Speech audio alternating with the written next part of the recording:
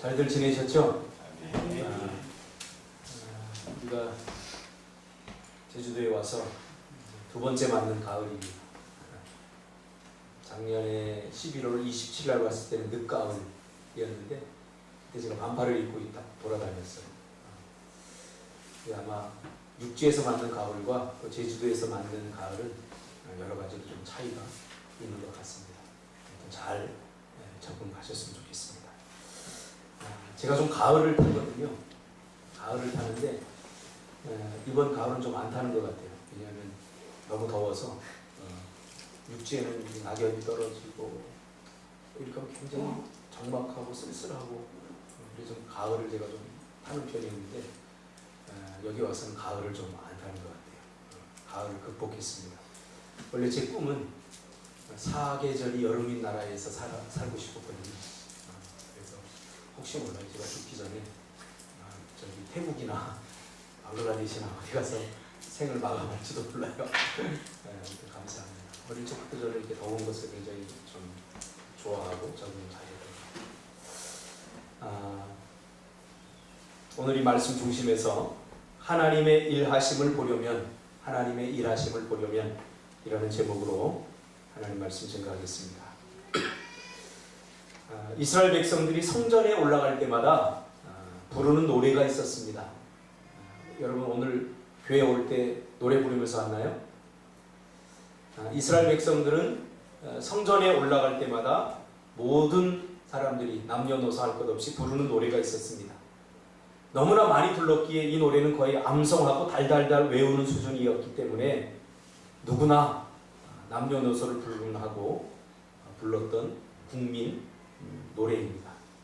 마치 우리나라의 아리랑 같이 아리랑 다 따라할 수 있잖아요. 그것처럼 유대인들은 성전에 올라갈 때마다 남녀노소 누구나 부르는 노래였습니다. 그 노래가 바로 시편 121편입니다. 이 시편 121편의 이 노래의 핵심은 4절입니다. 4절. 이 4절은 뭐라고 되어 있냐면 이스라엘을 지키시는 하나님은 졸지도 아니하시고 주무시지도 아니하시리로다. 할렐루야. 이 노래가 어떤 노래일지 감히 여러분 상상가시죠. 그러기에 여호와는 오른편에 그늘이 되시고 낮에 해도 상치 못하고 밤에 달도 해치지 못할 것이라고 노래했습니다. 우리를 지키시는 하나님의 그 시간적인 반경을 나타내 주고 있죠. 하나님은 우리를 지켜주시는데 졸지도 아니하시고 주무시지도 아니하시고 지키신다는 거예요. 그런가 하면 밤과 낮을 구분하지 않고 지켜주신다는 거죠. 그러면서 121편 7절에 보면 너희 환난을 면하게 하시며 또 내 영혼을 지키신다. 그러면서 최종적으로 확증의 인을 찍는데요. 뭐라고 이야기하냐면 너의 출입을 지금부터 영원까지 지키신다 라고 하는 내용입니다. 할렐루야. 이 얼마나 마음 든든합니까? 이스라엘 백성들이 성전에 올라가면서 하나님이 우리를 지키신다. 그분은 졸지도 아니하시고 주무시지도 아니하신다. 그분은 우리 오른편에 그늘이 되시고 낮에 해도 상치 못하신다. 그러면서 우리가 나가나 들어가나 우리의 출입을 영원까지 지키시는 하나님이시다. 그렇게 노래하면서 성전에 올라갔다는 사실이죠. 여러분은 오늘 교회를 찾으면서 오면서 어떤 발걸음으로 왔습니까? 여러분 이런 찬양을 드리면서 오시기를, 이런 기대하는 마음을 가지고 오시기를 주님의 이름으로 축복합니다. 하나님은 당신의 백성을 지키시기 위해서 잠을 포기하시고 안식을 포기하시고 밤낮 일하신다는 그런 내용이 바로 시편 121편입니다. 그런데 우리의 삶을 가만히 들여다보면 하나님은 졸지도 아니하시고 주무시지도 아니하시고 밤과 낮 구별 없이 우리를 지키시는데 우리의 삶을 가만히 들여다보면 하나님이 우리에게 무관심하고 모른 척 하실 때가 있는 것 같습니다. 때로는 하나님이 주무시는 것 같이 느껴질 때가 많이 있습니다. 하나님은 분명히 졸지도 아니하시고 주무시지도 아니하시고 일하신다고 말씀하셨는데 도대체 누구를 위해서 그러시는 거야? 이렇게 생각될 때가 있습니다. 아직도 제가 잊지 못하는 기억이 있는데, 제 친구 중에 한 친구가 학교를 처음 들어갔는데 이제 나와서 자기가 왜 신학을 하게 되고 왜 목사가 되어야 되는지에 대해서 이야기하지 않습니까? 그런 시간이 있었는데 모두가 한결같이 영혼들을 구원하기 위해서 전 세계로 가겠다 이런 포부를 밝히는데, 한 친구가 나는 하나님이 없다는 것을 증명하기 위해서 신학교로 왔습니다, 그렇게 말합니다. 그 친구가 왜 그렇게 말하는지 궁금했어요. 그래서 저 친구하고 좀 친하게 지내서 그 이유를 좀 밝혀보자. 그리고 어느 정도 한 1년 정도 친하게 된 다음에 물어봤어요. 은서가 이제 하나님 없다는 것이 어느 정도 증명이 됐냐? 도대체 왜 그런 생각을 가지고 있었냐? 물어보니까 이 친구가 상처가 있어요. 아버지가 장로님이셨는데 너무 신실하신 분이에요. 그래서 교회에 덕이 되고 또 목회자들에게 존경을 받고 성도들에게 사랑을 받았던, 정말 있어만 줘도 은혜가 되는 그런 장로님이었어요. 그 교회의 절반 이상이 이 장로님 때문에 교회에 나올 정도로 참 신실하신 분이었는데, 어느 날 밭에 일을 나가다가 집 앞에서 큰 덤부터기 치우고 그 자리에 직사에 돌아가셨어요. 하나님은 졸지도 아니하시고 주무시지도 아니하시는 분이신데, 이렇게 신실한 장로님께서 급작스럽게 죽으신 것, 그 광경을 그 아들이 보고는 하나님은 없다라고 결론을 내린 거죠. 아니, 하나님이 살아계시다면 이렇게 할 수 없다라고 결론을 내린 거죠. 그래서 하나님이 없다는 것을 증명하기 위해서 자신의 신학을 하러 왔다라고 고백하는 것을 제가 들었습니다. 많은 그리스도인들이 사실 이 말씀에 상처를 받기도 합니다. 하나님은 졸지도 아니하시고 주무시지도 아니하시는 분이라고 성경은 분명히 말하고 있는데, 우리의 삶을 가만히 들여다보면 그런 것 같지 않거든요. 하나님은 나에게 무관심한 것 같고, 내가 고통당하고 내가 어려움을 당하고 내가 핍박을 당함에도 불구하고 하나님은 전혀 나에게 관심을 갖고 있지 않는 것 같은 하나님을 발견하게 될 때, 우리는 이 말씀에 상처를 받기도 합니다. 하나님은 때로는 나 같은 평범한 사람을 위해서 일하시는 것이 아니라 어떤 특별한 사람들을 위해서만, 특별한 일에만 관심을 갖고 그렇게 한다고 자신을 위로해 보기도 합니다.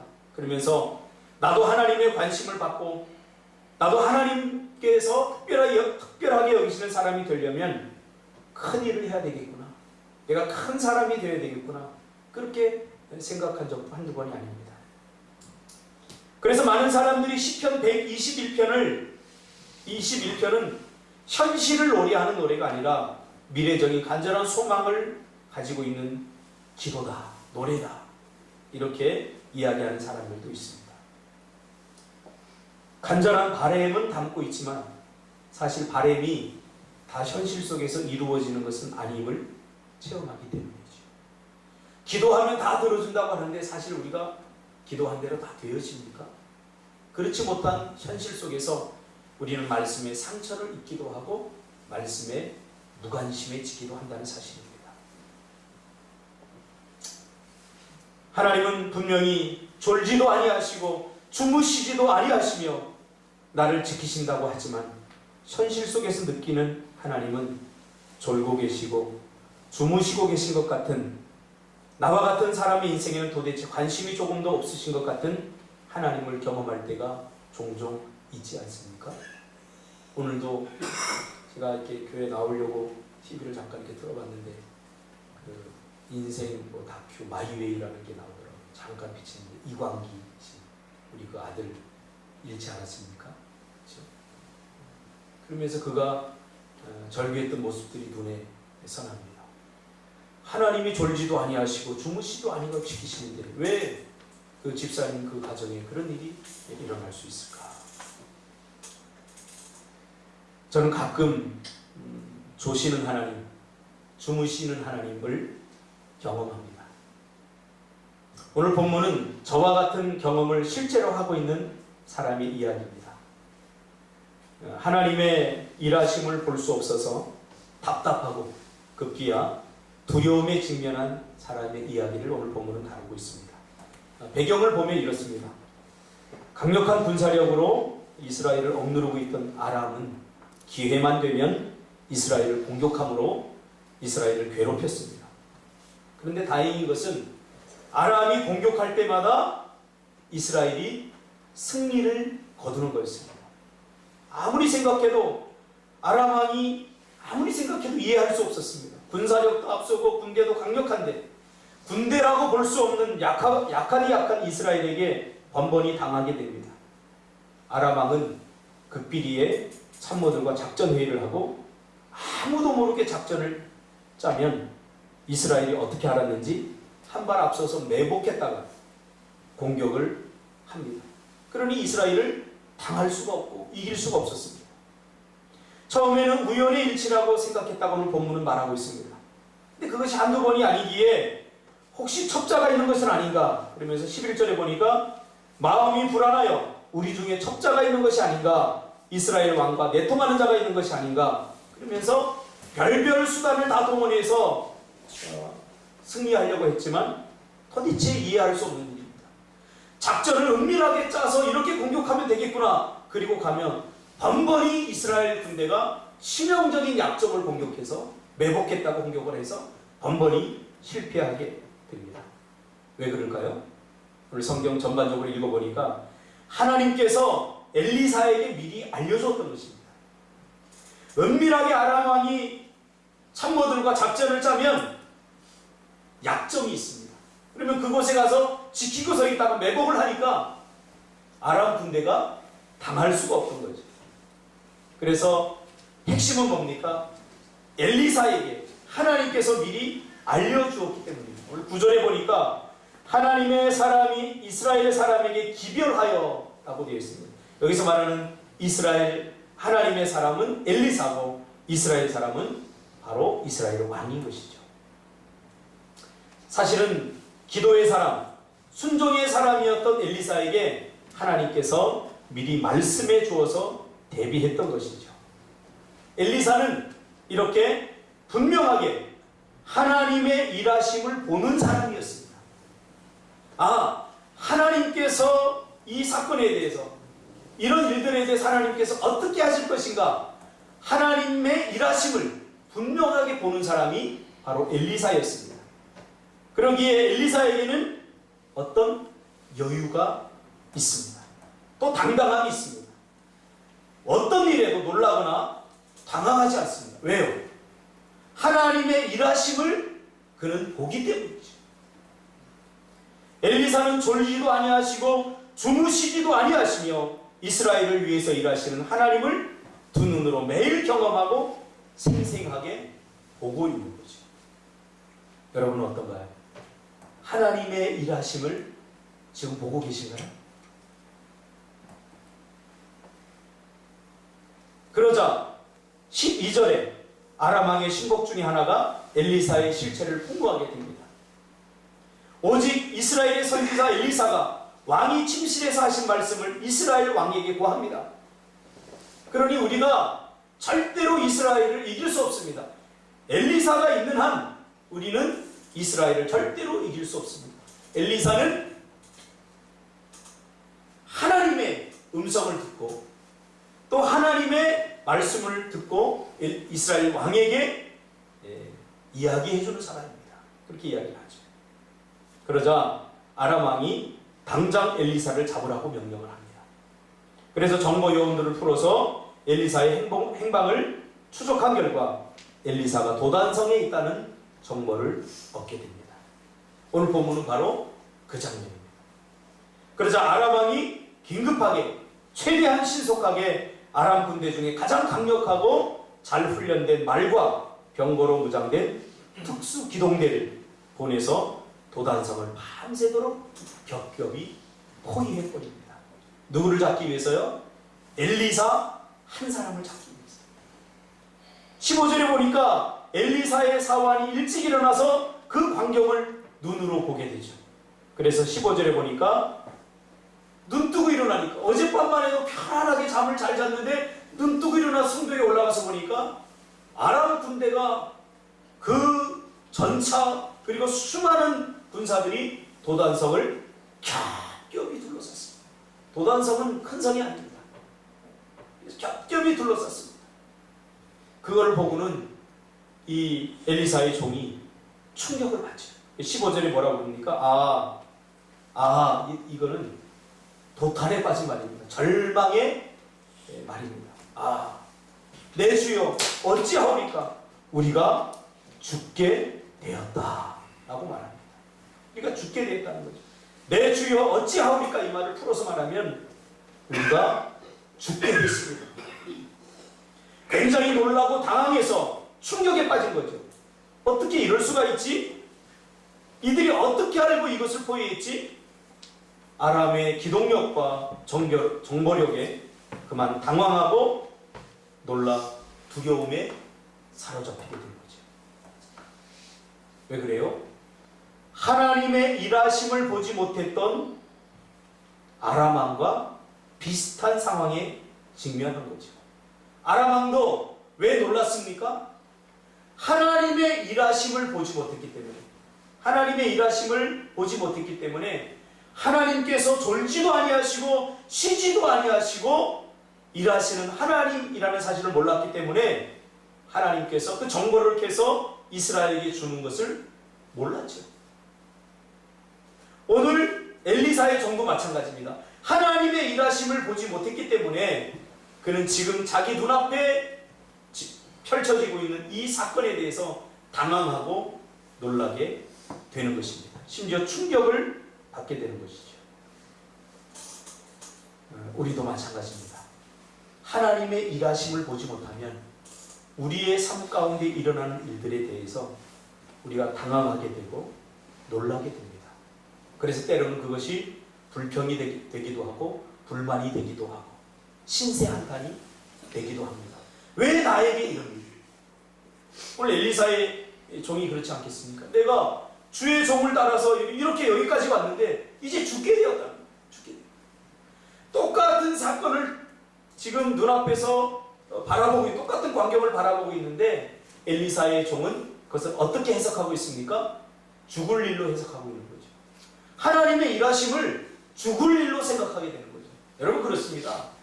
우리가 하나님의 일하심을 보지 못하면 하나님께서 우리를 인도하는 그 길과 여정 가운데 우리는 죽을 일이 생겼구나 그렇게 생각할 수도 있어요. 하나님의 일하심을 보지 못하면. 그러자 엘리사가 자신을 향해 뭐라고 말합니까? 16절에 두려워하지 말라. 우리와 함께한 자가 그들과 함께한 자보다 많으리라. 할렐루야. 하나님의 일하심을 본 엘리사는 지금 그의 종이 본 것과 다른 것을 보고 있어요.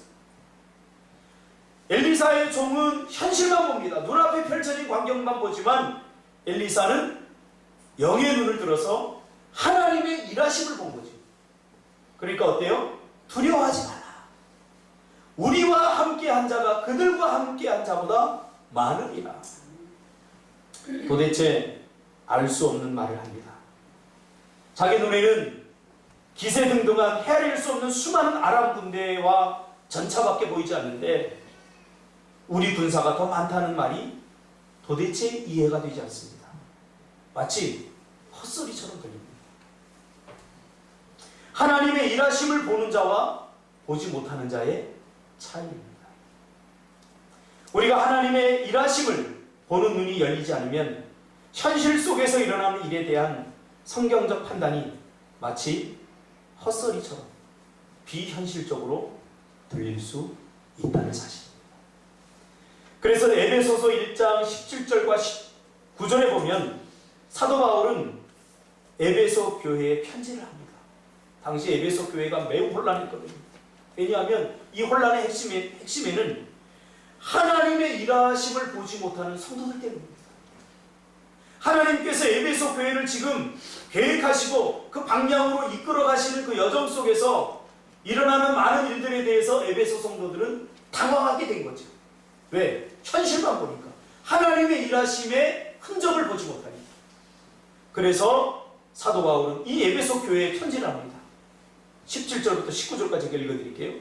우리 주 예수 그리스도의 하나님 영광의 아버지께서 지혜와 계시의 영을 너희에게 주사 하나님을 알게 하시고 너희 마음의 눈을 밝히사 그의 부르심의 소망이 무엇이며 성도 안에서 그 기업의 영광의 풍성함이 무엇이며 19절에 그의 힘의 위력으로 역사하심을 따라 믿는 우리에게 베푸신 능력에 지극히 크심이 어떠한 것을 너희로 알게 하시기를 구하노라 하고 말씀하고 있습니다. 무슨 말입니까? 핵심적으로 말하면, 요약하면 영의 눈을 들어서 하나님의 개인을 향한 계획과 인도하심, 교회를 향한 일하심을 보게 해달라는 거예요. 저들의 눈을 떠서. 영적인 눈이 닫히니까 하나님의 일하심에 대해서 불평하게 되고 원망하게 되며 자신들이 죽게 되었다라고 말할 수밖에 없다는 거예요. 왜요? 하나님의 일하심을 보지 못하니까. 그러자 오늘 엘리사가 17절에 기도합니다. 하나님께 원하건대 그의 눈을 열어서. 그는 누구예요? 엘리사의 종입니다. 하나님, 엘리사 내 종의 눈을 열어서 보게 하옵소서 라고 기도합니다. 그렇게 했더니 여호와께서 그 청년의 눈을 여심해 그가 보니, 자, 이제 영의 눈이 열렸어요. 이제 현실만 보인 것이 아니라 하나님이 일하시는 흔적과 하나님의 일하시는 그 방향을 추적하게 되는 거예요. 그랬더니 아람 군대가 겹겹이 둘러싸였는데 그 뒤에 불말과 불병거가 산에 가득하여 엘리사를 에워싸고 있는, 그 수가 감히 아람 군대와는 상상할 수 없을 만큼 강력한 군대가 아람 군대를 둘러싸고 너희들 엘리사를 공격하기만 해, 여기서 바로 즉각 공격할 거야 하는 기세로다가 싸고 있는 거예요. 그 광경을 누가 봤어요? 엘리사의 종이 보게 된 거죠. 영의 눈이 띄어져서 보게 되니까 드디어 이 엘리사의 종의 답답하고 두려움에 가득 찼던 눈이 열려서 하나님의 일하심을 보게 되자 순식간에 어떤 일이 벌어집니까? 두려움이 변하여 기쁨과 감동이 된 것이죠. 할렐루야. 여러분, 이렇게 되기를 바랍니다. 이제야 마음이 놓이게 된 거죠. 야, 하나님은 역시 졸지도 아니하시고 주무시지도 아니하시는구나 깨닫게 된 거죠. 그러면 누가 하나님의 일하심을 볼 수 있습니까? 성경에 찾아보니까 하나님의 일하심을 볼 수 있는 두 가지 방법이 제시되고 있어요. 그 첫 번째는 오늘 본문에서 말하는 거고요. 또 다음 주에 제가 설교할 건데 그건 다음 주에 주겠습니다. 누가 하나님의 일하심을 볼 수 있는가? 오늘 본문에 보니까 기도하는 사람. 기도하는 사람. 오늘 엘리사가 기도하니까 엘리사의 종의 눈이 열려져서 하나님의 일하심을 보게 된 것처럼 말이죠. 그러니까 기도 외에는 없습니다, 여러분. 다른 대안을 자꾸 찾으려고 하지 마시고 기도 외에는 이런 이유가 나갈 수가 없는 거예요. 기도의 목숨을 걸어요. 기도로 순간순간을 하나님께 묻는 사람, 기도로 매사를 시작하고 결정하는 사람, 기도로 시작하고 기도로 끝내는 사람, 이 사람은 하나님의 일하심을 분명하게 보게 되는 것입니다. 그래서 인생에 어떠한 일이 우리 안에서 발생하고 그것이 우리를 공격한다고 할지라도 절대 당황하지 않고 오늘 엘리사처럼 여유만만하게 되는 거죠. 눈에 보이는 아람 군대만 보면, 현실만 보면 답답합니다. 야, 우리가 죽게 되었구나. 죽을 일만 생기는 것 같습니다. 하나님이 우리를 죽을 일로 내모는 것 같습니다. 제가 제주도 와서 처음 느꼈던 게, 하나님 왜 나를 이 험악한 곳으로, 이 외로운 곳으로, 모든 관계가 다 끊어져 버리고 모든 것을 새롭게 시작해야 되는 이곳으로 보내주셨는가. 순간순간 하나님의 일하심을 보지 못할 때는 그러한 생각들이 문득문득 들 때가 있습니다. 그러나 기도하며 하나님의 일하심을 보게 될 때 오히려 마음이 편안해졌어요. 오늘 엘리사처럼 아침에 일어나 보니까 갑자기 아람 군대가 격전이 포위해서 죽을 일 같은 일들이 생겼지만 엘리사의 눈에는 그 뒤에 자신을 보호하고 이스라엘을 지키시는 하나님의 불병거와 불만을 보게 된 것이죠.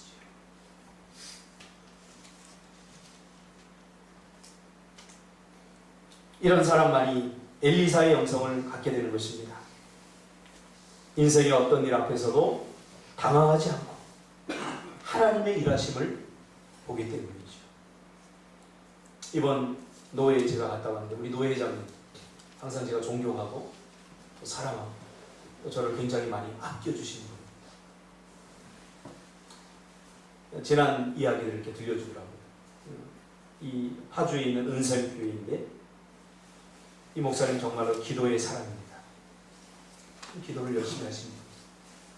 서울에서 목회를 하다가 하나님의 뜻하심이 있어서 20년 전에 정말 전부 다 노음과 같이였어요. 거기 가보면 제가 10년 전에 그 파주를 갈 때만 해도 그때만 해도 그 은생교회가 참다 그 땅 허우 벌판에 그 교회가 하나 딱 서 있어요. 제가 한 10년 전만 해도 아니 이 목사님은 왜 여기다가 교회를 세우셨지? 하도 많고 많은데 아무리 땅값이 저렴하다고 해도 왜 이런 것이 뭐 사람이 있어야 목회를 하는 거 아닙니까?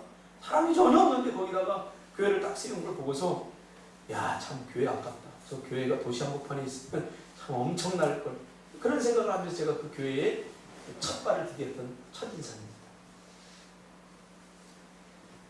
20년 전에 파주로 성도들을 데리고 가게 됩니다. 서울 운정동에 있었어요. 교회가. 가보니까 허허벌판이에요. 그때는 교회를 새로 지을 수 있는 여건이 되지 않아서 정말로 헌금 한 주 나오면 벽돌을 그만큼 사고 권사님들까지 다 나와가지고 이거 메고 벽돌을 메고 올라갔어요. 그 교회 가보면요 정말 전문가들이 교회를 지은 건 아니구나라는 생각이 들 정도로 얼마나 정성이 많이 들어간 정도예요. 계단도 목사님이 그 돌 있잖아요. 돌계단 이렇게 해가지고 시멘트로 목사님이 직접 바르기도 하시고 교회 작은 교회는 아니에요.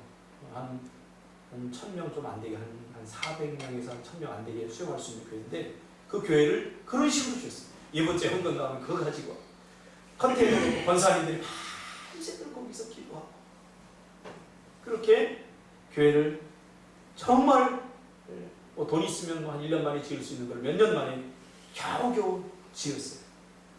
그리고 교회를 지을 때는 괜찮았대요. 왜냐하면 교회를 지어야 되겠다는 목표의식이 있기 때문에 성도들이 막 기도하면서 그 추운 겨울에 권사님들이 막 덮어서 5개, 6개씩 한 번은 거기다가 판자를 이제 내공선을 판자를 엄청나게 몇백만 원치 사놨는데 자고 일어나니까 다 없어졌더니 그렇게.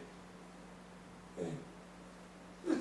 그래서 또 헌금을 또 몇 번 더 해야 되니까 권사님들이 안 되겠다. 도둑 넘으면 안 되니까 그래서 조를 짜갖고 권사님들이 그 컨테이너에서 그 추운 겨울에 막 번갈아 가면서 교대하면서 서울에서 가깝긴 하네요. 운정동에서 거기까지 왔다 갔다 하면서 그러면서 교회를 지었어요. 짓고 나니까 이제 뭐 성도들도 힘드니까 목표의식이 사라지니까 한 사람 두 사람 빠져나가기 시작하면서 뭐 새로 올 수 있는 사람이 있어야죠. 벌판이에요. 전도하러 나가려면 한 5, 6km 이상 나가야 돼요. 제가 처음에 그 교회 발을 디딜 때만 해도 제 친구가 그 교회 부목사였어요. 그런데 그 친구가 하는 이야기가 목사 지겨워서 지겹도록 전도한다는 거. 뭐 가까이서 전도할 것도 아니고 한 5, 6km 정도 나가서 버스 타고 나가서 거기서 성도들 있고 전도해야 되니까 얼마나 힘들겠습니까? 그 일을 거의 10년을 한 거예요. 그 10년. 그런데요, 지금 가보면 여러분 놀랍습니다. 저는 그 광경을 지금 다 지켜봤거든요. 그 앞에 논이었던 거기에 8차선 대로가 뚫려갖고 서울에서 거기 오려면 한 20분밖에 안 걸려요. 직행이 들어오고. 그 지역 전체가 집들이 다 홀리고 아파트가 멀리서부터 턱턱 씌어지고 이제 그 근방까지 전부 다 아파트 단지가 들어서가지고 이 교회가 도시의 중심되었습니다. 할렐루야. 이게 하나님의 일하심입니다. 저는 이분에게 그 선교에 대한 열정에 엄청 도전을 받습니다. 제가 이렇게 힘들고 어려워도 선교를 해야 되겠다라고 하는 의지가 생긴 것이 이분의 영향력이 굉장히 큽니다. 이분은 부교육자를 뽑을 때는 선교 나갈 사람만 뽑습니다. 그래서 거기서 부교육자 생활을 시키고 몇 년이 되면, 한 5년이 되면 나가라고 합니다. 선교. 그래서 주로 가장 선교하기 힘든 터키로 보입니다. 저도 터키를 갔었어요. 터키에 갔더니 종교 경찰이 있어서 찬양도 제대로 못 불러요. 제가 찬양부터 잡혀갈 뻔했어요. 터키로 보냅니다. 가장 힘들고 어려운 곳에 보냅니다. 제가 이번에 물었습니다. 목사님, 어떻게 그곳에 세울 생각을 했어요? 박 목사도 하나님의 계획하심과 일하심을 보면 그럴 수밖에 없어.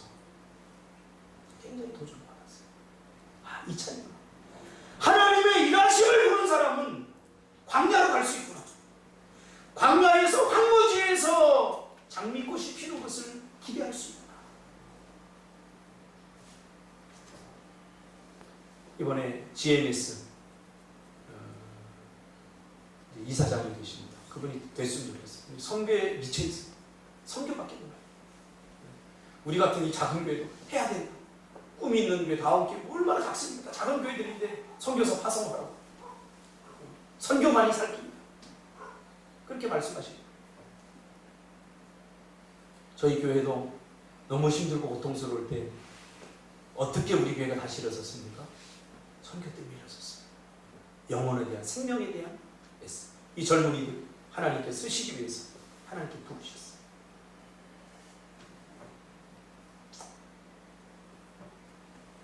지난 1년 동안 제가 하나님 앞에 알면서도 물었던, 하나님, 앞을 보고 뒤를 보고 옆을 보아도 집이라고 별로도 없고 이런 곳에 보내신 뜻이 분명히 있죠. 라고 물을 때마다 하나님께 저에게 주신 말씀입니다. 저번 주에 제가 들은 소식에 의하면 이 애월이 저는 복음의 중심지가 될 거라고 확신합니다. 지금 동학 측은 WCC 때문에 다 무너져 버렸어요. WCC 뭔지 아시죠? 사실 우리가 조금 공부해보면 그것이 얼마나 위험한 일인지, 얼마나 하나님이 기뻐하지 않는 일인지 우리가 다 알잖아요. 그래서 하나님께서는 복음주의적인 건강한 성도들을 이곳으로 보내셔서 복음을 전할 수 있도록 그렇게 하신 것입니다. 이곳에 우리가 이제 가스공사가 들어오지 않습니까? 가스공사가, LNG 가스공사가 들어오면 약 3,000명이 애월로 들어옵니다. 이마트도 요 근처로 들어올 계획을 갖고 있다는 거예요. 요 앞집에 사장님이 땅을 내놨어요. 처리하더라고요. 그래서 왜 처리합니까? 그랬더니 목사님 모르겠어요. 요즘 땅값이 이쪽에 알 수 없게 계속 오른대요. 우리는 알고 있지. 왜 오르는지. 제가 뭐 여기 땅 사서 우리가 이제 땅값이 오르니까 좋아, 그런 이야기 하려고 하는 이야기가 아닙니다. 하나님의 일하심을 보자는 거죠. 기도해야 볼 수 있습니다. 기도해야 절망하지 않을 수 있습니다. 기도해야 하나님의 일하심을 보아야 우리의 현실의 문제를 우리가 뛰어넘을 수 있습니다.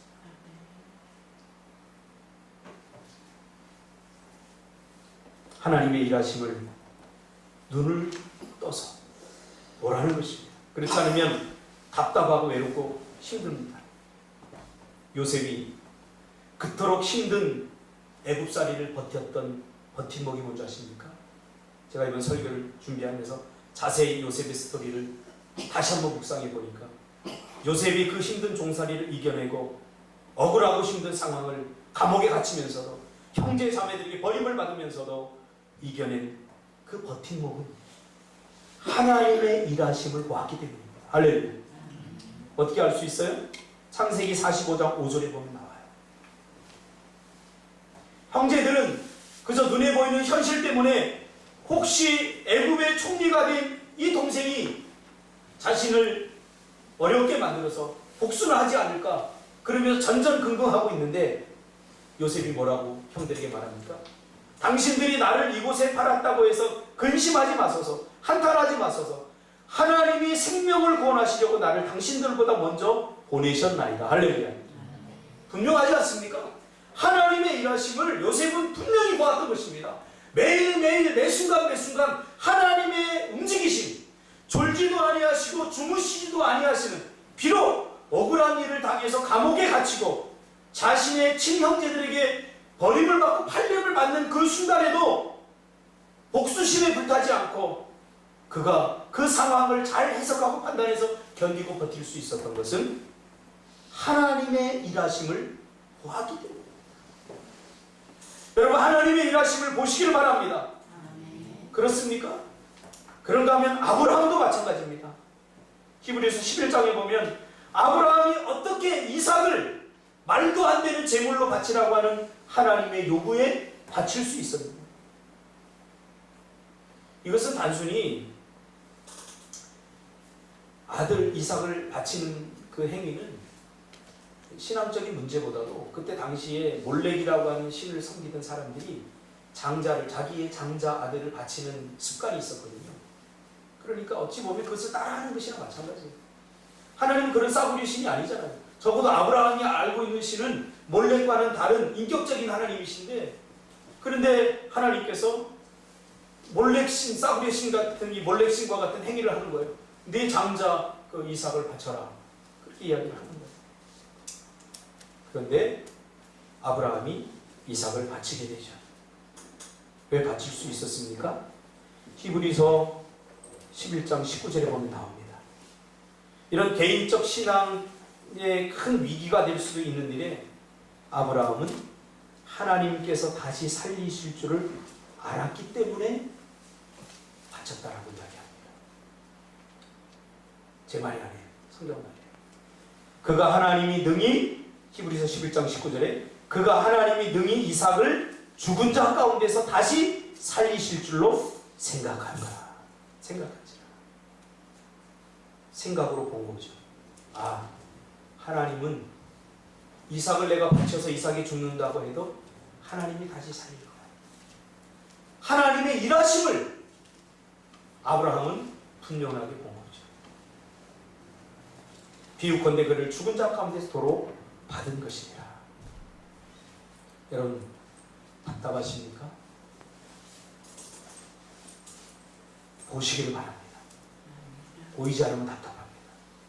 보는 건 비전이죠. 보는 것에 따라서 여러 가지로 우리가 평가할 수 있는데, 보는 시각, 시선의 차이, 어디를 보느냐가 중요한 거죠. 시각. 우리의 시선을 하나님께서 떼면 안 돼요. 얼마나 멀리 볼 수 있느냐, 시야. 또 깊이, 얼마나 깊이 볼 수 있느냐. 이 모든 것들이 다 통합적으로 우리가 본다라고 표현합니다. 여러분, 얼마나 보십니까? 저 눈앞에 있는 것만 보니까 답답하고 두렵고 움츠려지고 무기력해지고 활력이 떨어지고, 앞으로 이 광야 같은 이곳에, 이 황무지에 장미빛 꽃이 피는 것을 여러분 보시기를 바랍니다. 할렐루야. 이 땅을 팔았던 김병관 목사님 저에게 한 이야기가 있어요. 그래서 제가 이걸 살 때 한 번도 깎지 않았어요. 물론 알아서 깎아주셨기도 했지만, 왜냐하면 이 곳곳에 제가 다녀보면서, 야, 이거 집 짓는 것보다 더 중요한 이걸 조성하고 하나하나 돌을 갖다 놓고 꾸미고 이게 장난이 아니겠구나. 그 사람이 들은 정성을 생각하니까 내가 내 입술로 깎아주세요 이렇게 못하겠다. 그래서 목사님 기도하셨죠? 기도하고 정한 금액을 제가 받겠습니다. 대신에 너무 비싸면 저는 절대 못 삽니다. 목사님이 이곳에서 수고하고 이곳에 애쓴 모든 것들이 제가 다 느껴져요. 그런데 비싸면 제가 못 사니까 알아서 기도했으니까 깎아주세요. 알아서 해주세요. 여러분, 하나님의 일하심을 보아야 돼요. 이곳에 그 목사님도 우리 같은 사역을 하려고 하다가 사람이 없으니까 그냥 놓고서 가버렸어요. 왜? 하나님께서 우리가 제주 선교를 하려고 저 또 송당리에도 땅을 사놓고 집을 또 사고 그러지 않았습니까? 왜 하필이에요? 이곳으로 보내십니까? 가만히 보니까 다 하나님의 일하심 속에 있어요. 우리가 처음에 와서 제주 성교 와서 베이스 캠프를 쳤던 것이 각지에 있었잖아요. 우연이 아니에요. 저는. 우연 같은 퀴즈입니다. 근데 여기가 여긴지는 몰랐어요. 제가 땅을 처음 보니까 바로 여기. 우리가 지나온 시간들을 생각해 보니까 모든 것이 하나님의 계획과 섭리 가운데 하나님의 일하심을 우리가 눈으로 볼 수 있었다는 거죠. 앞으로도 마찬가지일 거라고 생각합니다. 여러분 답답하십니까? 여기서 이 총구석에서 평생을 썩을 걸 생각하니까 두렵기도 합니까? 제가 경험한 하나님은 절대 그런 하나님이 아닙니다. 하나님이 이곳을 중심이 되게 하실 것을 저는 확신합니다. 중요한 것은 우리의 눈을 열어 보시기를 바랍니다. 할렐루야. 네. 이번 주에 꿈틀이 학교는 하는 걸 보고 제가 감동을 받았어요. 사실 꿈틀이 학교를 하면 얼마나 어떤 사람들이 올까? 그런데 이번 주에 들리는 소식에 의하면 우리 꿈틀이 학교의 장학생들 3명이 베트남으로 여행을 갔다는 거예요. 총 해봤자 8명인데 그러니까 저는 둘째 치고 첫 강의를 할 명균 집사 생각하니까 눈앞이 가마득한 거예요. 근데 이번에요 외국 교회에서 3명이 왔어요. 하나님의 보내주심 아닙니까? 좌절하지 말고 낙심하지 말라고. 또 제 걱정했어요. 첫 회부터 글쓰기 이거 별로 애들 재미없는 건데 집사람이 애들을 데려오면서 오늘 꿈틀이 학교 뭐예요? 그래가지고 글쓰기야 그러니까 더럽게 재미없겠다 그랬더라고요. 그러니까 걱정이 안 되겠어요. 걱정이 제대로 될 건가요? 근데 제가 깜짝 놀랐어요. 혹시 걱정하는 마음으로 제대로 못하고 반바지 입고 조티에서 이렇게 보니까 명균 집사가 강의를 하는데 아이들이 그냥 쫙 빠져들어요. 할렐루야. 얼마나 재밌게 하는지 저도 보면서 야 명균 집사를 다시 한번 봤어요. 아하 이게 내가 걱정할 게 아니구나. 하나님의 일하심이구나. 하나님의 일하심. 하나님의 일하심. 제가 그 애들 가면서 데려다 줬어. 가면서 보니까 더럽초등학교에 또 논다고 그래요. 그래서 제가 데려다 줘서 보니까 야 재밌지? 다음 주에 또 올래? 그러니까 또 가야지. 당근이지 그러더라고. 할렐루야. 제가 상상할 수 없었던 일이에요. 현실만 보면 답답합니다. 이게 여기서 무슨 사람 것이 나올까 그런 생각이 듭니다. 그러나 지금까지 우리 교회는 그렇게 성장해 왔습니다. 그렇게 자라고 있습니다. 중요한 건 뭐죠? 하나님의 일하심을 보시기를 바랍니다. 하나님의 일하심을 보려면 기도해야 됩니다. 다른 거 없어요. 저는 너무 감사한 게 우리 교회에 우리 이수가 집사님 오셔서 새벽을 기도해 주시는데 정말 감사해요. 제가 또 힘들만 하니까 우리 권사님 오셔갖고 수시로 오셔서 기도하셔요. 오늘도 새벽에 오셔서 기도하는데 장로님하고 2분이 오셔서 기도하는데 얼마나 힘이 많이 되는지 몰라요. 여러분 이게 기도하다 보면 겨우 새벽에 나와서 자리만 차지하고 가는 사람과 정말 기도하는 사람은 달라요. 느낌이 달라요. 목사가 느끼는 이 영적인 느낌이 달라요. 저분들은 기도하시는 분들이 주여 한마디만 해도 감동이 되고 오늘 새벽에도 권사님 기도하시는데 저희 어머니 기도 소리를 제가 들었어요. 저 어머니 기도 많이 하시고 얼마나 감사해요. 기도하면 여러분 보게 될 줄 믿습니다. 하나님의 일하심을 보고 인생의 어떤 순간에도 좌절하거나 낙심하지 않기를 주님의 이름으로 축복합니다. 기도하겠습니다. 하나님